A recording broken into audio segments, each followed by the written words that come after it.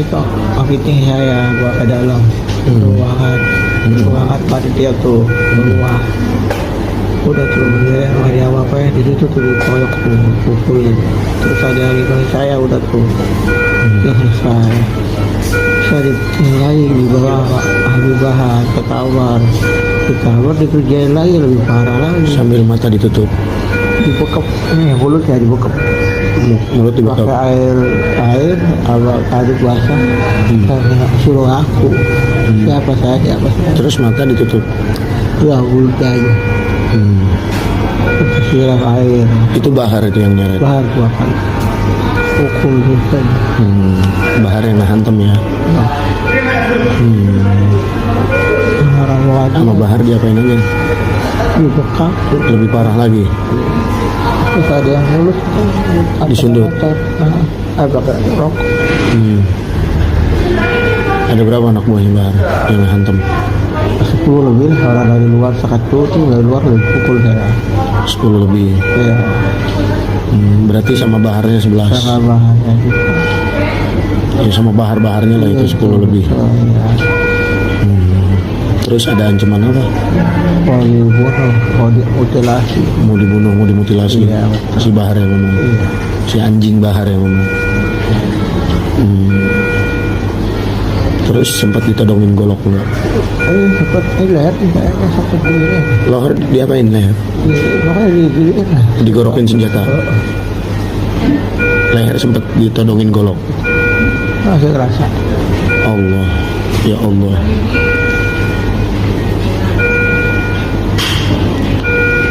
Jadi sempat diukur ya leher pakai golok ya. Oh, bahasanya macam-macam. Bahasanya apa? Itu mau dibunuh, mau dimutilasi. Malam itu udah pasrah aja kemarin. Udah pasang. Terus dilepasinnya gimana itu? Dia akhirnya ke kantor polisi. Terus Dibawa ke kantor polisi. iya sama dia. Sama si Bahar itu. Iya. Sama si Bahar ya. Sama si Bahar. Anjing. Sama si Baharnya dibawa ke kantor polisi. Dia yang bikin laporan. Iya. Bikin laporannya apa? Ya itu bahasanya apa tadi itu? Provokator. Masalah itu. Oke. Jadi dia buka LP di Cipondo. Tenang Kang, tenang. Ya. Dapat Bahar. Bahar bakal dapat. Udah waktunya hari. Udah waktunya dia. Makanya saya juga pasti. Oke. Nah, jadi ini kan udah direncanakan, betul. Nah, terus menurut informasi yang didapat, ketika si Laskar Setan ini lagi diamanin, diambil HP-nya, dilihat dicek HP-nya, dilihat ada grup PWILS tadi, LS. Nah, terus dia anggota Banser. Nah, saya pengen tanya, apakah ada instruksi dari Banser Pusat untuk Banser Tangerang untuk bikin rusuh atau provokasi atau ikut membatalkan acara di Tangerang? Bukankah NU Pusat telah menyatakan bahwasanya PWILS bukan bagian dari NU? Saudara-saudara, kemarin itu untung saya. Jadi ada orang tahu-tahu lari, saya lagi makan di dalam, tahu-tahu orang lari, beb, tolong beb, itu yang tadi itu beb, lagi digebukin beb sama umat dulu, orang masyarakat. Saya keluar, jangan diapa-apain. Kalau nggak mati, saudara, mati dimasa sama umat dan masyarakat. Kalau ada kejadian seperti ini, saya itu kepingin mendengar komentarnya PBNU, Gus Yahya, Pak Ahyar. Apa komentar mereka apabila mengetahui anggota Banser atau komandan Banser dihajar mentah-mentahan oleh Bahar bin Smith? Coba komentarnya itu bagaimana? Apakah mereka masih menjunjung junjungan mereka yang dari kaum habaib? Pasti mereka itu akan melakukan pembelaan. Nggak mungkin orang-orang Banser itu akan dibela atau dicari kebenarannya. Pasti mereka akan mencari kesalahan anggota Banser itu agar junjungannya itu aman. Saya ingin mendengar komentar dari Gus Yahya, sama Pak Ahyar. Apa komentar mereka? Assalamualaikum warahmatullahi wabarakatuh. Perkembangan situasi terkini dari RSUD, kronologisnya memang tadi malam Rida itu kan habis rapat dengan kita langsung dia balik kemudian ke pengajian Bahar. Jadi ada salah kaprah juga Bahar itu gitu. Jadi disangkanya Rida itu mau nyolok matanya Bahar pas pengen salim. Nah Bahar itu bilangnya amankan gitu. Setelah diamankan, menurut pengakuan Rida itu dia dibawa ke ruangan. Nah disitulah dia eksekusi.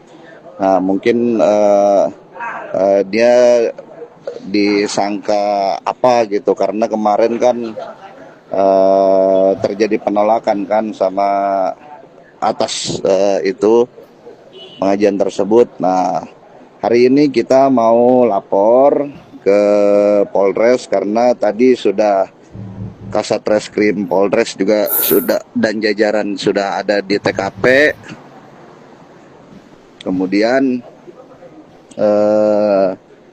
agar eksekusi cepat ini pendampingan sama Ketua LBH dan Ketua PAC Ansor, serta saya sendiri perwakilan dari PC. Terima kasih. Ngeri saudara-saudaraku. Lagi-lagi Bahar dan gerombolannya ini memakan korban lagi. Kali ini sahabat Rida ya, ini masuk jajaran Satkoyon Banser Tangerang. Jadi ceritanya itu kemarin itu si Bahar yang ditolak oleh MBJNU Cipondoh Kota Tangerang, Banten, ini kan tetap berlangsung dan ormas masyarakat Tangerang juga menolak, ini tetap kekeh hadir kan, terus ngisi ceramah. Ya ini sahabat Rida ini menjadi korban, ya kan, dihajar sampai masuk ICU, masuk rumah sakit. Apapun alasannya, ini tidak bisa dibenarkan, ini sudah melanggar hukum. Info yang kami dapat ini lagi ditangani oleh sahabat-sahabat LBH Ansor Tangerang, dilaporkan ke kepolisian. Aduh, ngeri saudara-saudaraku. Makanya Kabib dan para jongosnya ini ngeri saudara-saudaraku. Mereka selalu memakai jalan kekerasan untuk menolong nasabnya. Aduh, banyak korbannya sudah, termasuk di Pegundan, Pemalang itu kan. Terus dulu di Rengas Dengklok itu sahabat Banser juga menjadi korban. Ada yang sampai matanya itu cacat, tidak bisa melihat kan gitu kan.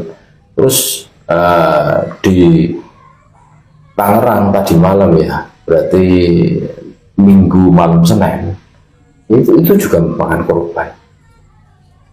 Kalau aparat membiarkan ya seperti kasus Rengas Dengklok itu kan amplop, tidak ada tidak lanjut, aparat ditangkap cuma dilepaskan lagi para pelakunya, ya. Terus aktor intelektualnya itu nggak jelas kan. Nah, termasuk acara tadi malam ini sebenarnya mudah untuk aparat ya. Jadi kenapa terjadi penganiayaan? Itu karena si Bahar kan sudah jelas ditolak di sana sini kan, karena ceramahnya yang selalu provokatif, tapi aparat membiarkan seakan-akan, sehingga Bahar tetap manggung. Terus terjadilah penganiayaan tersebut yang menyebabkan sahabat Rida ya ini dari sahabat Ansor Banser ini tergabung di Ansor Banser ini. Wah, ngeri saudara-saudaraku. Mereka sudah tidak memandang lagi organisasi besar yang ada di Indonesia ini. Siapa yang tidak kenal dengan organisasi Ansor Banser kan? Dan itu termasuk bandemnya itu. Mereka sudah tidak memandang lagi, sudah main hajar saja kan. Wah, dihajar sampai bonyok, ngeri. Dan kita semua sudah mendengarkan kesaksian dari jajaran Satkorcap Banser Tangerang. Ini menjelaskan kronologisnya bagaimana itu kan sahabat Rida itu kan habis acara kumpulan, udah itu mampir di pengajiannya Bahar itu, tiba-tiba apapun alasannya ya, kalau sudah main hakim sendiri ya kan, terus menyebabkan luka-luka, wah ini bukan akhlak zuriyah Nabi, ini sudah akhlak orang-orang jahiliyah yang rela mengalirkan darah sesama saudaranya kan gitu kan. Apapun asalnya ini tidak bisa dibenarkan. Ini saudara-saudaraku. Makanya ini warning juga buat sahabat-sahabat Ansor Banser. Di Rengas Dengklok itu korbannya juga Ansor Banser kan. Terus di Tangerang juga sama ini. Sampai kapan kalian diam? Mereka sudah keterlaluan nunggu sahabat-sahabat yang lain menjadi korban begitu. Wah, ini waktunya kita bangkit, saudara. Kita harus melawan ini semua. Orang-orang seperti Bahar yang isinya kuar-kuar, menghasut, memprovokasi, ini tidak bisa dibiarkan. Ini mulutnya ini harus disumpah, ya kan? Iya. Dari awal kami sudah menebak. Bahar ini kan menebarkan doktrin jihad itu kan, sampai ketua panitia penyelenggara yang undang Bahar itu, si Jongos itu yang nggak jelas itu kan, ini juga bahasanya jihad afdolul jihad kalimatul haq kan itu kan, dalil sana kemarin nggak jelas. Negara kita negara aman, bukan negara perang, terus kalian jihad sama siapa gitu loh. Jihad kok sesama saudara kita yang seiman seagama. Ini otak mereka itu sudah rubah, saudara, karena doktrin itu. Makanya ketika ada yang terusik sedikit saja, mereka itu seperti kompor meletup. Ini beberapa kali mereka melakukan penganiayaan, perilaku barbar, perilaku orang yang tidak punya peri kemanusiaan. Iya kan? Ya dalam rela mengalirkan darah sama muslim. Ini sangat berbahaya ajaran-ajaran seperti ini, dan ini harus kita lawan. Makanya kenapa kami terus-menerus menyuarakan ini, mau jatuh korban lagi saudara-saudaraku, perilaku yang dilakukan oleh Bahar dan para kabir itu yang selalu mendoktrin umat, mendoktrin pengikutnya dengan doktrin sesat dan menyesatkan itu kan. Ini sebuah bukti nyata. Jangan sampai negara kita yang damai ini menjadi carut marut gara-gara perilaku orang-orang yang nggak jelas seperti ini kan. Dan sampai terjadi korban lagi. Dan kali ini korbannya itu sahabat Banser kan.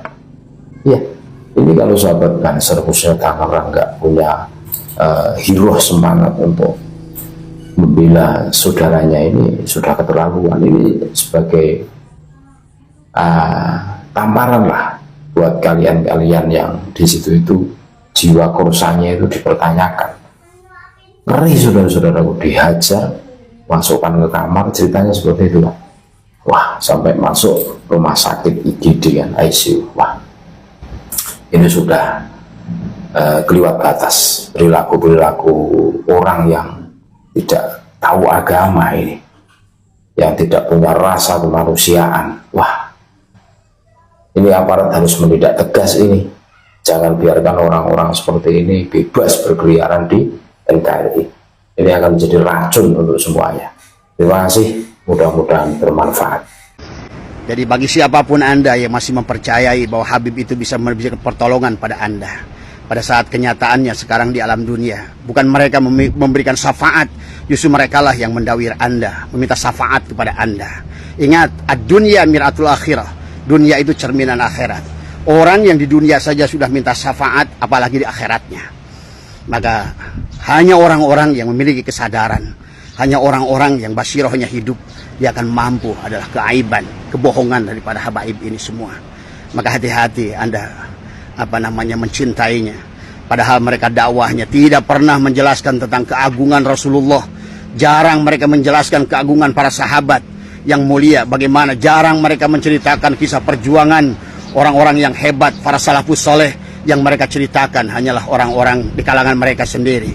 Yang sebetulnya kalau kita lihat dalam kitab-kitab sejarah, tidak pernah diceritakan orang-orang itu kelebihannya dan kehebatannya. Maka oleh karena itu janganlah kita tertipu lagi tadi semua ya. Apakah mereka asli ataupun palsu? Yang asli saja kalau seandainya memiliki watak yang demikian sama sekali tidak ada gunanya. Tadi semua karena inna akramakum indallahi atqakum. Kemuliaan manusia itu adalah ada pada akhlaknya. Tetapi kita manusia, bahwa sesungguhnya kita harus memuliakan seluruh manusia. Karena kata Allah, walaqad karramna bani Adam. Dan Allah sudah menyampaikan, Allah telah memuliakan bani Adam. Jadi bagi dalam pandangan Allah tidak ada kemuliaan. Semua makhluk adalah mulia. Tadi semua. Sementara para habaib ini menganggap bahwa mereka adalah orang yang paling mulia. Sehingga siapa yang membaca Al-Quran tapi tidak ikut Habib sesat. Siapa yang membaca sholawat walaupun 1 miliar tapi tidak ikut Habib adalah sesat. Inilah fatwa yang sangat bohong yang sebetulnya diputarbalikan. Hidup mereka saja di alam dunia mencari syafaat kemana-mana. Apalagi bagaimana engkau akan berharap syafaat di akhirat nanti pada orang-orang macam begini. Apalagi sifat-sifat yang wajib bagi Rasul, sidik, amanah, tabligh, fatonah adalah juga tidak muncul pada mereka. Saya sangat mengharapkan kalau mereka itu dakwah adalah yang diceritakan adalah tentang baginda Nabi. Yang diceritakan adalah tentang bagaimana perjuangan Abu Bakar As-Siddiq, Umar bin Khattab, Utsman bin Affan, Ali bin Abi Thalib. Bagaimana perjuangan Zaid bin Haritsah, bagaimana perjuangan adalah para sahabat-sahabat yang mulia, para sahabat Rasul semua. Tapi bukan, mereka bahkan mengisahkan ada Habib Zain yang katanya lebih cerdas daripada Imam Syafi'i. Tadi semua, tapi tidak ada karyanya, tidak ada kitabnya, tidak ada kisahnya. Inilah kebohongan yang luar biasa. Tadi semua, ingat, di dalam sejarah Islam, baik dari kitab internal maupun eksternal, semua orang yang punya jasa di alam dunia ini tercatat baik dalam kitab internal maupun eksternal. Keberadaan mereka akan ada buktinya, ya, ada amaliyahnya, ada ilmunya, ada kitabnya yang mereka tinggalkan. Tapi orang-orang yang diagungkan oleh habaib ini justru adalah orang-orang yang tidak ada tapaknya. Kalaupun ada kitab yang ditulis, adalah hanya kitab yang ditulis oleh kalangan mereka sendiri untuk menggangungkan mereka sendiri. Bukan Rasulullah, bukan sahabat Rasul dan lain sebagainya. Maka inilah harus dibedakan, fahami ya, bahwa tadi Kang bertanya, apakah Habib ini bisa memberikan syafaat? Demi Allah, mereka tidak akan bisa memberikan syafaat dan semua. Karena syafaat itu adalah segala sesuatu adalah tergantung pada keridhaan Allah. Baginda Nabi Muhammad pun tidak bisa memberikan syafaat kepada Abu Thalib pada masa hidupnya. Karena itulah sampai turun ayat Al-Quran. Itu adalah firman, itu adalah jadikan satu pelajaran kepada kita para kiai, para ustadz. Dalam berdakwah kita jangan pernah kita memberikan jaminan kepada siapapun, karena semua hak prerogatif Allah. Rasulullah yang agung sekalipun tidak bisa memberikan jaminan. Sampai beliau berkata, ya Rasulullah, adakah manusia di alam dunia ini yang bisa ke surga dengan amalnya? Kata Nabi, lah. Ditanya oleh Mu'ad bin Jabal, ya Rasulullah, bagaimana dengan engkau? Termasuk aku. Aku pun tidak akan bisa masuk surganya Allah kecuali dengan adanya rahmat dan ridho Allah Subhanahu wa taala. Bagaimana Habib-Habib ini menawarkan syafaat, menawarkan surga kepada Anda, sementara dia di dunia menawarkan neraka pada dirimu. Senantiasa di dunia senantiasa adalah merampok pada kalian dan merasa orang yang paling mulia. Ingat, orang yang merasa paling mulia adalah orang paling hina di dunia ini. Orang yang mengaku sesuatu adalah dia itu adalah menunjukkan adalah kepalsuan tadi semua. Orang yang mengaku mursyid pasti palsu. Orang yang mengaku wali batal kewaliannya. Dan orang pun yang mengaku duriat. Karena sepengetahuan saya, orang yang duriat yang asli banyak dikisahkan adalah mereka justru tidak mau mengakui. Kenapa? Karena rasa malunya tadi semua ya. Duriat yang asli dia akan bersembunyi. Itulah kenapa para wali songo dan keturunannya ada yang disebut dengan Tubagus, ada yang disebut dengan Raden Roro, ada yang disebut dengan Ajengan, ada yang disebut dengan Aceng, ada yang disebut dengan banyak, karena mereka sama sekali ingin sembunyi di masyarakat. Karena membawa nama Rasulullah itu tidak mudah, sahabat. Membawa nama manusia yang agung itu tidak mudah. Karena apapun kesalahanmu akan dinisbatkan kepadanya. Bagaimana mungkin seseorang yang mengatakan dalam tubuh ini ada mengalir darah Rasulullah, sementara perbuatannya lebih mirip perbuatan iblis tadi semua ya. Dan Anda yang mempercayainya adalah merupakan bagian daripada mereka. Maka kalau menurut saya, kalau di dalam hati kalian masih ada kecintaan kepada mereka, sesungguhnya adalah ada sesuatu adalah fi qulubihim maradun fazadahumullahu marada. Pasti ada penyakit di hati kalian. Maka oleh karena itulah kenapa Allah kunci khatamallahu ala qulubihim wa ala sam'ihim wa ala absarihim. Hanya kita orang-orang yang memiliki kesadaran yang akan melihat Rasulullah dengan benar, melihat hak Allah dengan benar, kita akan mengerti kepada siapa kita akan mengikut tadi semua ya. Maka pahami oleh kita. Nah, ada yang keempatnya adalah selain Ahlul Bait, Dzurriyyatur Rasul, Alu Muhammad, ada Idratu Rasulillah. Ini adalah sekelompok manusia memang. Walaupun dia tidak maksum tapi dia mahfud. Adalah golongan mereka adalah para aulia Allah yang dari mulai zaman sahabat dia sampai sekarang musalsalah. Mereka adalah orang yang senantiasa dijaga kemuliaannya oleh Allah. Maka kalau ditanya seseorang itu pasti, kalau dia seorang aulia, pasti bapaknya seorang aulia. Terus sampai kepada baginda Nabi. Itulah disebut Idratu Rasulillah. Dia sanad ilmunya sampai kepada Rasulullah. Dan juga dia sanad nasabnya adalah juga sampai kepada Rasulullah. Yang sanad nasabnya sampai kepada Rasulullah pun tidak ada gunanya selama dia tidak. Sebagaimana Kan'an adalah sanad nasabnya jelas kepada Nabi Nuh. Tapi Allah tidak mengakuinya, tidak menerimanya. Karena pada dasarnya ingat, dalam diri kita ada dohir, ada batin. Ada diri yang dohir, ada diri yang batin. Diri yang batin adalah berkaitan dengan syahadatu tauhid la ilaha illallah. Berarti diri yang batin adalah ketersambungan kita dengan Allah. Sementara diri yang dohir adalah Muhammadur Rasulullah. Ketersambungan kita dengan kekasihnya adalah utusannya dalam dunia ini. Maka itulah sahabat, kenapa dalam Al-Quran Allah berfirman, siapa yang tidak bertemu dengan Allah dan Muhammad, tidak kenal dengan Allah dan Muhammad di dunia ini, jadi semua, maka dia tidak akan bertemu dengan Allah dan Muhammad di akhirat nanti. Wa man kana fi hadil a'ma fahuwa fil akhirati a'ma. Itu saja Kang Budi yang jawaban dari Abah tadi semua. Jadi kalau ada dari ceramah-ceramah Habib itu mengatakan bahwa kami bisa memberikan syafaat hanya lewat kami lah tadi semua, bohong semua itu ya. Ingat sekali lagi, mereka itu jauh daripada akhlak-akhlak. Jangankan berakhlak Rasulullah, jangankan akhlak sahabat, jangankan akhlak tabi'in. Maka kalau kita lihat lebih banyak lebih akhlak Abu Jahal daripada kepada para sahabat semua ya. Mereka hanya mengajarkan kebencian, mengadu domba, mencaci maki, mengagung-agungkan klan-klannya, tapi tidak mengagungkan Rasulullah, tidak mengagungkan para sahabat Rasul, tidak mengagungkan salafus saleh yang telah berjuang untuk agama ini. Jangan salah, sekali lagi, saya bicara dari hati nurani yang paling dalam, mengajak pada Anda semua, jangan bergantung pada kayu yang lafuk. Orang-orang kayak Rizik Syihab, kayak Bahar bin Samir, demi Allah itu orang-orang yang, kalau orang yang sudah mampu melihat dengan basiroh, sangat buruk orang itu. Kau ikuti akan, maka kau akan mendapatkan akibatnya. Jangankan di akhirat, di dunia saja. Anda masa tidak menyaksikan bagaimana pergerakan orang ini dari dulu. Ya tadi semua. Bacalah dengan hati nurani tadi semua. Pejamkan mata dohir kalian, maka kalian akan menyaksikan wajah yang aslinya tadi semua.